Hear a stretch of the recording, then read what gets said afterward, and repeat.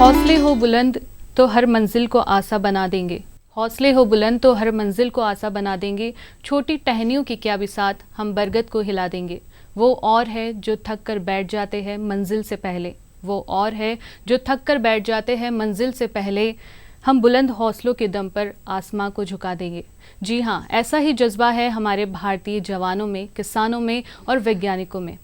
पुलवामा आतंकी हमले में शहीद हुए जवानों को मेरी ओर से, हम सभी की ओर से श्रद्धांजलि और उनके लिए कुछ लाइनें।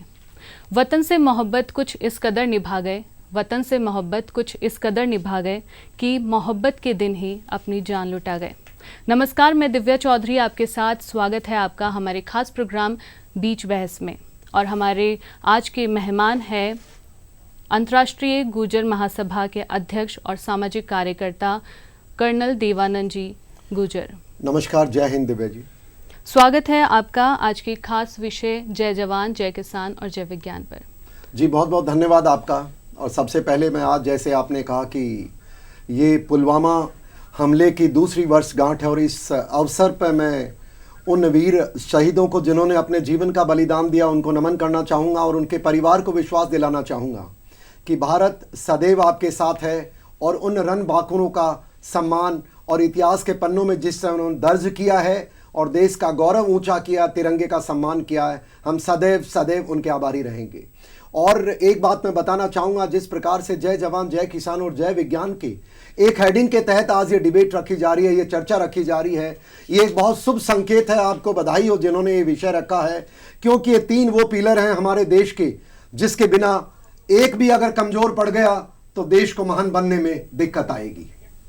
जी सर, सबसे पहले आपसे यही जानना चाहेंगे कि जय जवान, जय किसान और जय विज्ञान, इस नारे को किस तरह से देखते हैं आप? ये कितना सटीक है आज के परिप्रेक्ष्य में भी? जी देखिए, सबसे पहले जय जवान जय किसान का नारा लाल बहादुर शास्त्री साहब ने दिया था। जय जवान जय किसान और जय विज्ञान का नारा अटल बिहारी वाजपेयी साहब ने इसमें मिलाया था। मैं मानता हूँ ये बड़ी बहुत दूरगामी सोच का परिचय था कि इन दो नारों के साथ जिस समय देश अन्न से जूझ रहा था और उस समय हमारी सिक्योरिटी सिनारियो चीन के हमले के बाद जिस तरह बहुत गंभीर परिस्थितियों गुजर रहा था, उस नारे ने देश की दिशा बदली। और अटल बिहारी वाजपेयी साहब ने जिस प्रकार से इसको जय जवान जय किसान के साथ जय विज्ञान का नारा जोड़ा, मैं मानता हूँ ये दूरगामी विचार था और उस विचार के परिणाम आज भारत को देखने को मिल रहे हैं। जिस प्रकार से विज्ञान में प्रगति हुई है, जिस प्रकार से विज्ञान का हम सहारा लेकर के आज सामान्य जनमानस के जीवन में उसकी सहूलियत हो रही है, मेडिकल फैसिलिटीज़ हो रही हैं, डिफेंस सर्विसेज में उसका लाभ हो रहा है, हर फील्ड के अंदर आप देख रहे हैं विज्ञान आ चुकी है। और जैसा मैं बहुत मेरी चर्चाओं में कहता हूं, आज के युवा, आज के नागरिक के पास एक हाथ में छोटा सा हथियार है जिसको हम मोबाइल कहते हैं। वो विज्ञान का ही कमाल है और जिसके आगे कुछ भी छुपा नहीं रह सकता है। और यही पारदर्शिता का एक जज्बा है जिसके कारण आज हम देख रहे हैं ये भारत नई ऊंचाइयों पे जा रहा है और यही बदलता भारत है। आज हमारा देश कृषि के क्षेत्र में भी यंत्रीकरण के साथ आगे बढ़ रहा है, तो इस विषय में आपके क्या विचार हैं? जी देखिए, सबसे पहले जैसे मैंने बताया कि जब चीन के हमले के बाद और जब लाल बहादुर शास्त्री साहब जब हमारे प्राइम मिनिस्टर बनते हैं, तो उस दौर में ऐसी हालत थी कि हमारे पास अन्न की कमी थी। ये नारा दिया गया था और नारा देने के साथ जो देश की भावना एक साथ होकर के आई थी, और जिस प्रकार हर पूरे देशवासियों ने और किसानों ने मिलकर के ये प्रण लिया था कि हम देश को कभी दूसरे के आगे झुकने नहीं देंगे, और यही अंजाम हुआ। उसके बाद हम आत्मनिर्भर हुए। पर लेकिन जिस प्रकार से आप कह रहे हैं कि विज्ञान के सहारे, क्योंकि देखिए हमारे संसाधन सीमित हैं, जमीन हमारी सीमित है, इसको हम फर्टिलिटी जो लैंड में कन्वर्ट कर रहे हैं वो भी ज़्यादा नहीं हो सकती। पर जो विज्ञान के माध्यम से जिस प्रकार टेक्नोलॉजी का आजकल यूज़ किया जा रहा है, ज़्यादा लंबी तो मैं बात नहीं कहना, इतना ही कह सकता हूँ, जिस प्रकार से इलेक्ट्रॉनिक जो हमारी एक तरह क्रांति आई है देश के अंदर, मोबाइल क्रांति आई है, एप्लीकेशंस की क्रांति आई है, गांव में जाकर के हर किसान हर चीज़ उसके पास उपलब्ध है, उसके अच्छी चीज़ें, उसके बुरी चीज़ें, उससे उसका लाभ कैसे होगा, उपज कैसे बढ़ेगी, बीमारियों से कैसे बचाव किया जा सकता है। तो मैं मानता हूँ उस तकनीक का बहुत फ़ायदा हो रहा है और आज अन्न के मामले में हमारा देश आत्मनिर्भर है। और मैं मौजूदा सरकार को बधाई देना चाहूँगा कि जिस प्रकार मौजूदा बजट में इन्होंने इन किसानों से जुड़े हुए बजट में बढ़ाव किया है, वो भी एक शुभ संकेत है, बधाई के पात्र है। और किसानों को तो मैं, जैसा लोग कहते हैं कि हमारे किसान तो अन्नदाता हैं, और किसान के साथ हर प्रकार का, मैं ये मानता हूँ कि देश में हर नागरिक देश का सैनिक है। किसान अन्न पैदा करता है, डॉक्टर जीवन की रक्षा करता है, सैनिक देश की रक्षा करता है, मीडिया कर्मी देश को जागरूक रखते हैं।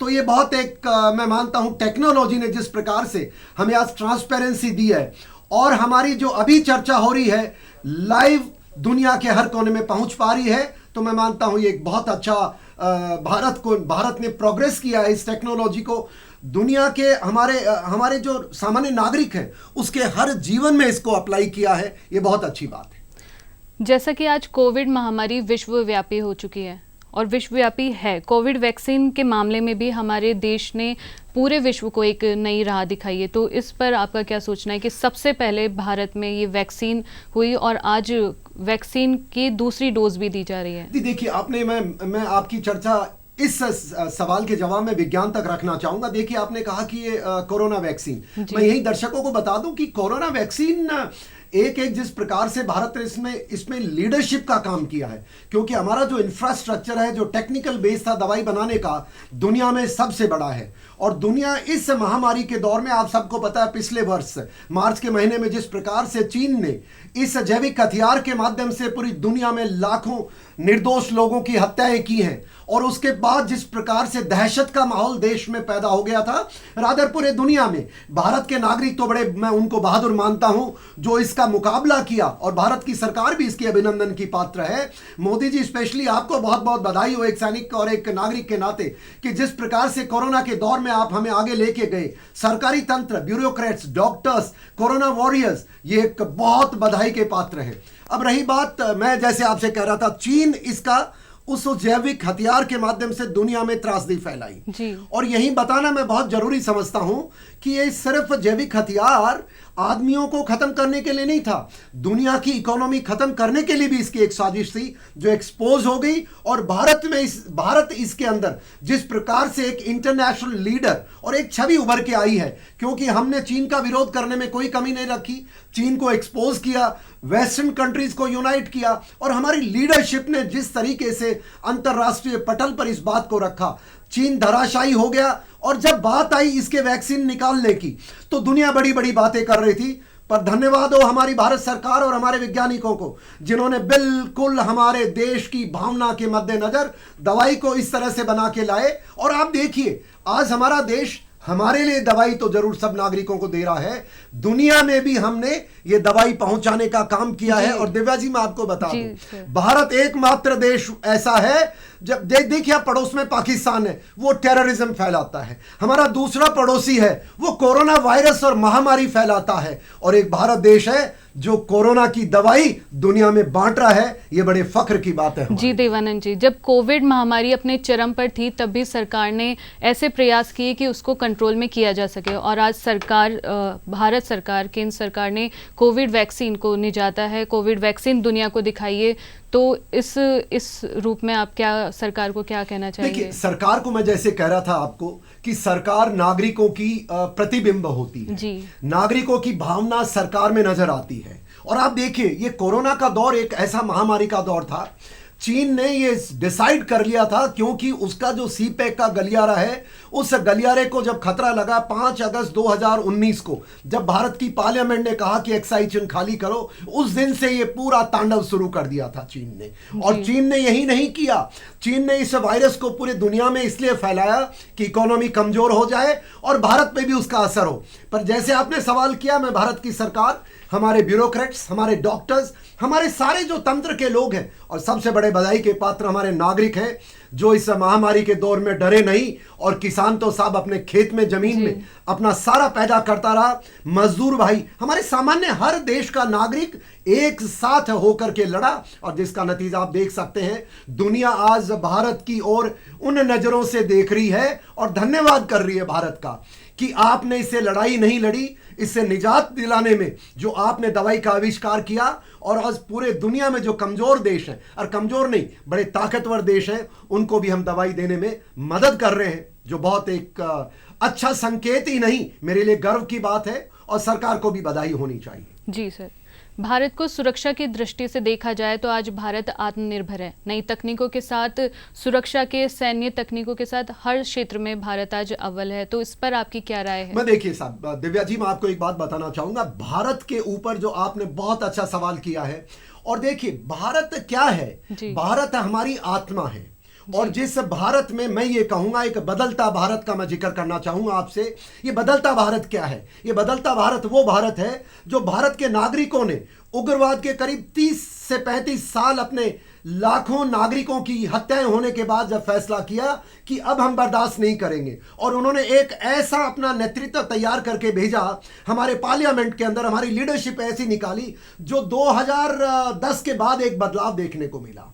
क्या बदलाव? सबसे बड़ा बदलाव आया मानसिकता का। ये मानसिकता क्या होती है दिव्या जी, मैं आपको बता दूं कि मानसिकता का बदलाव ये आया। पहले जब भी कोई दुनिया का, चाहे पाकिस्तान हो, चाहे कोई भी दुनिया के वो लोग हों जो हमारे देश में आके उग्रवादियों को समर्थन देते थे, हर शहर में आपको याद होगा 2010 तक आज यहां बॉम्ब ब्लास्ट, आज यहां बॉम्ब ब्लास्ट, आज यहां 20। और जब पब्लिक में रोष होता था तो सरकार कहा करती थी हम देख रहे हैं, हम देखेंगे, हम बातचीत करेंगे, हम ये करेंगे। पर कभी सरकार ने इतनी हिम्मत नहीं दिखाई। पर बदलता हुआ भारत नजर आया जब पहली बार उड़ी हमले के बाद जिस प्रकार से हमने सर्जिकल स्ट्राइक की, पुलवामा जिसका जिक्र आपने किया, जिसकी बरसी की हम चर्चा कर रहे हैं, पुलवामा में जिस प्रकार वो हमारे 43 वीर सैनिकों ने अपना जीवन का बलिदान दिया, उन हत्यारों को उसका बदला दिया हमने। वो भी 26 विद इन 12वें दिन हमने सुबह के 3:30 बजे जिस प्रकार से हमारे हवाई जहाज जाकर के उन उग्रवादी कैंप को बर्बाद करते हैं, वो एक मानसिकता में बदलाव आया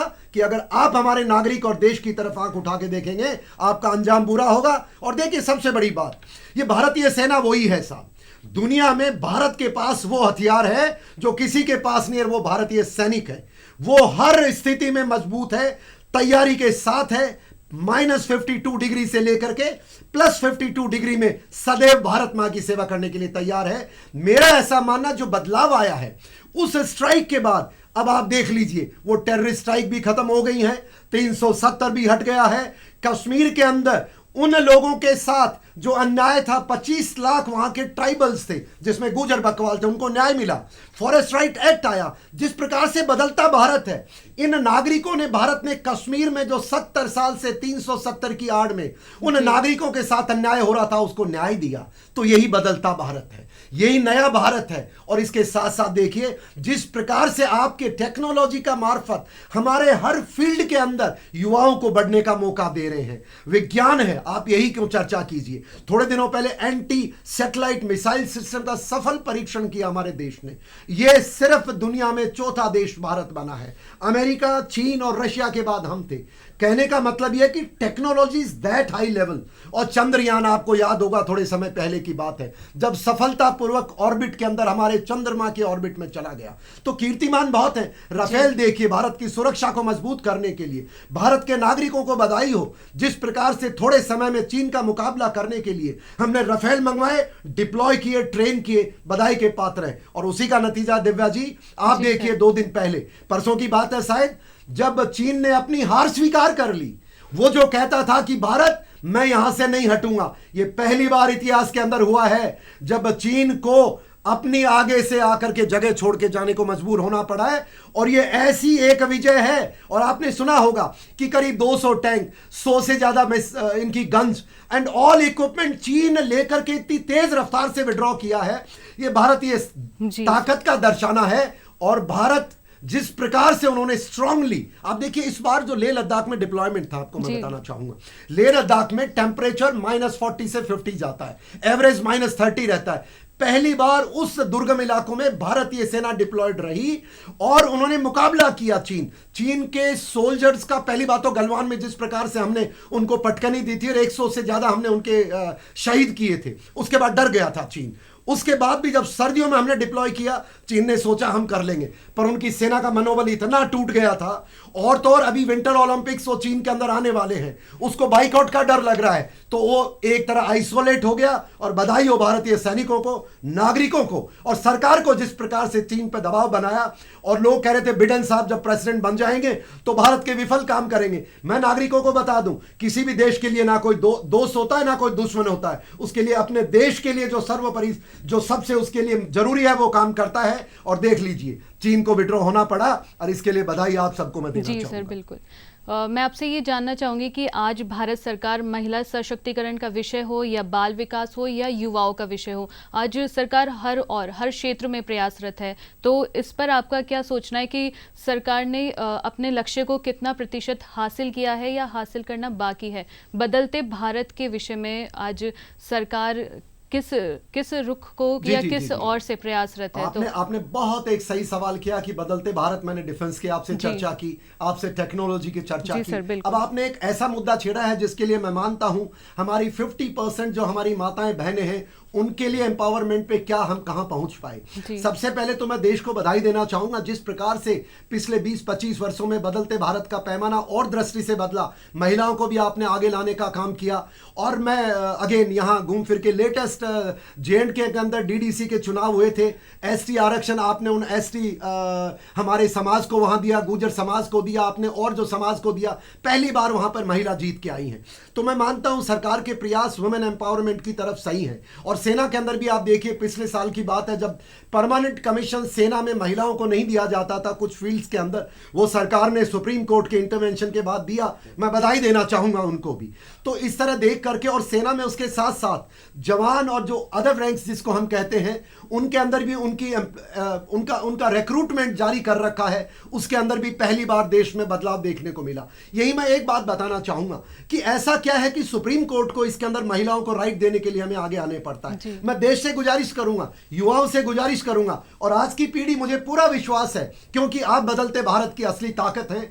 और मुझे जो कमियां रह गई है वुमेन एम्पावरमेंट में, पॉलिटिकल एम्पावरमेंट देख लीजिए, ज्यादातर मेल डोमिनेटेड सोसाइटी है। हमारी महिलाएं अगर आप सड़क पे जाते हैं तो ज्यादातर आप अभी तक आपको जो घूमते नजर आते हैं, यस गवर्नमेंट के प्रयास है, नई पीढ़ी आगे उभर के आ रही है, अब इन्होंने फर्क दूर कर दिया है। मैं मानता हूं 10 साल में अगर इसी तरह हमारी सरकार ध्यान देती रही और हमारे जैसे जो पिछली पीढ़ी के जो लोग बाग हैं इनका अगर सचेत रहे तो मुझे पूरा भरोसा है कि हमारी बहनें, हमारी बेटियां, महिलाएं, जो इनको स्थान मिलना चाहिए वो मिलेगा। और जो सबसे कठिन कार्य था, पॉलिटिकल रिजर्वेशन आपने दे दिया, इंस्टीट्यूशंस में दे दिया, सब दे दिया, जो सेना के अंदर अटकी हुई बात थी वो भी आपने दे दी है। तो मैं मानता हूं एक अच्छी दिशा में बढ़ रही हैं। और तो और आप देखिए साइंटिस्ट, और तो और देखिए आपके पायलट्स, और तो और देखिए फाइटर पायलट्स में जिस प्रकार से हमारी महिलाओं की भूमिका है, मैं मानता हूं एक अच्छा संकेत है। और ये इसके बदलते भारत का यही एक पॉइंट रहेगा जो दुनिया के हमें शीर्ष पे ले जाएगा। जी बिल्कुल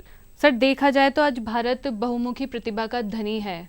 तो ऐसे में आप युवाओं को क्या संदेश देना चाहेंगे कि फिर वो चाहे कृषि के क्षेत्र में हो, विज्ञान के क्षेत्र में हो या तकनीकी किसी भी क्षेत्र में हो, तो आप आज के युवाओं को क्या संदेश देना चाहेंगे? आज के मैं इस अवसर पर जो हमारी डिबेट हुई है पुलवामा के शहीदों को नमन करने के लिए, उन वीर पुत्रों को नमन करने के लिए, और मैं मानता हूं हर युग के अंदर युवा ही देश का जो स्टेटस होता है डिसाइड करते हैं।